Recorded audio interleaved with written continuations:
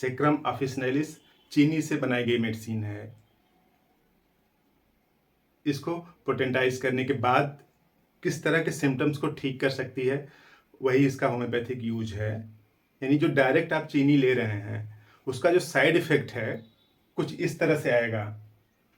अब इसके side effect को ठीक करने के लिए इसी सेक्रम ऑफिशिनैलिस यानी जो शुगर है यानी जो चीनी है उसी को पोटेंटाइज किया जाता है। होम्योपैथिक मेडिसिन बनाने की एक प्रक्रिया है जिसको पोटेंटाइजेशन बोलते हैं। उस पोटेंटाइजेशन के द्वारा उसका जो क्यूरेटिव एक्शन है उसको जगाया जाता है, उत्पन्न किया जाता है। तो देखिए जो चीनी है उसका फार्मूला इस तरह से है C12H22O11, यही चीनी है। तो चीनी जो हम लोग खाते हैं वो क्रूड फॉर्म में खाते हैं, और क्रूड फॉर्म में जब खाते हैं तब कुछ लोगों की सेंसिटिविटी ज़्यादा होने की वजह से इस तरह के सिम्टम्स आते हैं। अब इसी सिम्टम्स को ठीक करना है तो इसी ये जो चीनी है उसी को क्या करेंगे, पोटेंटाइज करेंगे। ये पोटेंटाइजेशन एक होम्योपैथिक प्रोसेस है। तो पोटेंटाइज जब करेंगे तब यहाँ पे मेडिसिन बन जाएगी। अब इस मेडिसिन को यूज करने से इस तरह के सिम्टम्स ठीक हो जाएंगे। ठीक उसी तरीके से जैसे लोहा लोहे को काटता है, ठीक वही बात। यानी जो शुगर की एक्सेसिव मात्रा लेने की वजह से जो बॉडी में सिम्टम्स आए हैं उसको शुगर के पोटेंटाइजेशन की प्रक्रिया का यूज करके उस सिम्टम्स को ठीक करते हैं। छोटे से वीडियो में काम की बात समझते हैं।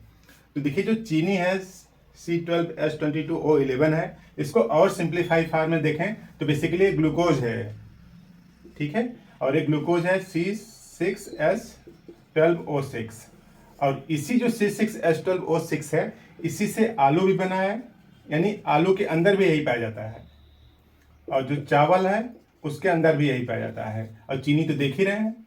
यानी यूँ समझ लीजिए कि आलू, चावल, चीनी सब सगे भाई बहन हैं, बस उनका फार्म अलग है और टेस्ट उनका अलग है, लेकिन जो रूट में जो उनका केमिकल है वो एक ही है और वो है C6H12O6।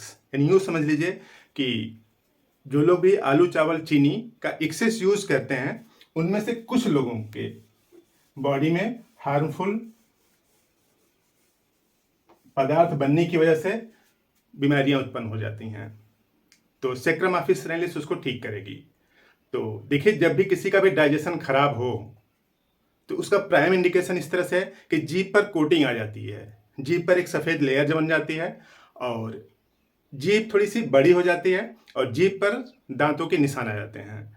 तो किसी का पेट काफ़ी दिनों से खराब चला रहा है, इन दो से अंदाज़ा लगा सकते हैं आप कि जीभ पर सफ़ेद कोटिंग है और जीभ पर दांतों के निशान हैं।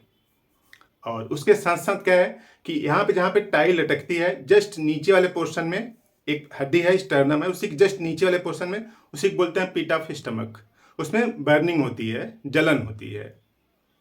तो पिट ऑफ स्टमक में बर्निंग हो रही है और उसके साथ साथ एसिडिटी के सिम्टम्स हैं, यानी खराब पाचन का इंडिकेशन है। तो एसिडिटी के सिम्टम्स हैं।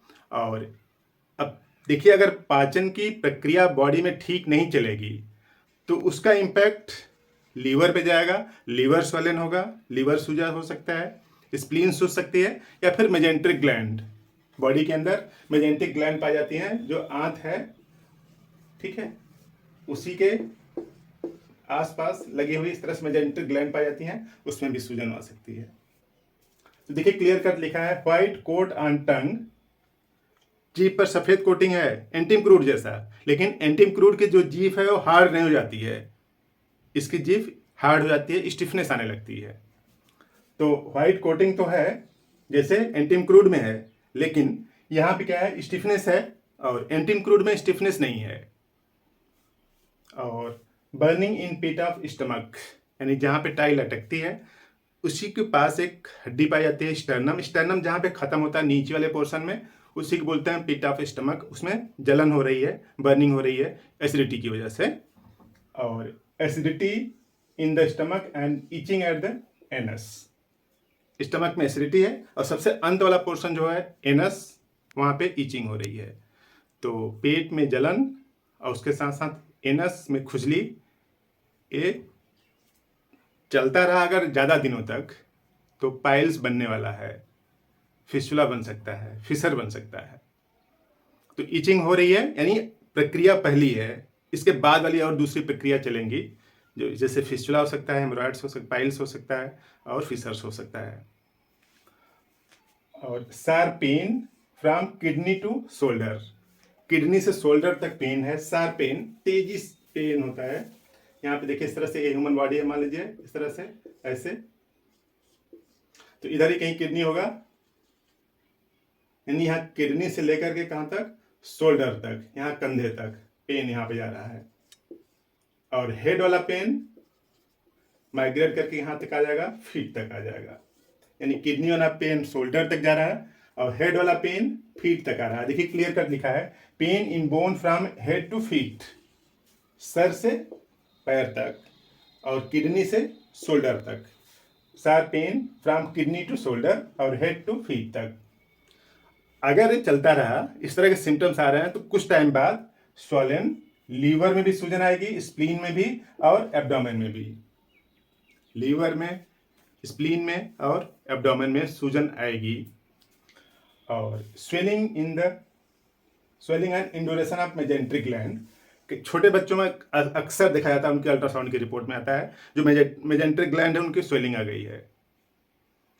तो चाहे स्वेलिंग मेजेंट्रिक ग्लैंड की हो, चाहे एब्डोमेन की हो, चाहे लीवर की हो या फिर स्प्लीन की हो, इन सबको ठीक करने की जिम्मेदारी किसकी है, सैक्रम ऑफिसिनालिस की। बस इसका पोटेंटाइज फार्म लेना है, और पोटेंटाइज फार्म लेते समय कोशिश करें कि जो आलू चावल चीनी है, जितना कम खाएंगे उतना बेहतर रहेगा। तो सैक्रम ऑफिसिनालिस 30 पावर का ले लें, 4 बूंद सुबह जीभ पर लें, केवल एक टाइम लें मॉर्निंग में, और 1-1.5 महीने तक लें लगभग। तो इस तरह से जो सिम्टम्स यहाँ पे लिखे हैं, अगर पूरे सिम्टम्स मिल जाए तो रामबाण की तरह काम करेगी। अगर 2-4 सिम्टम्स मिलते हैं तो आराम आएगा, धीरे धीरे ठीक होगा।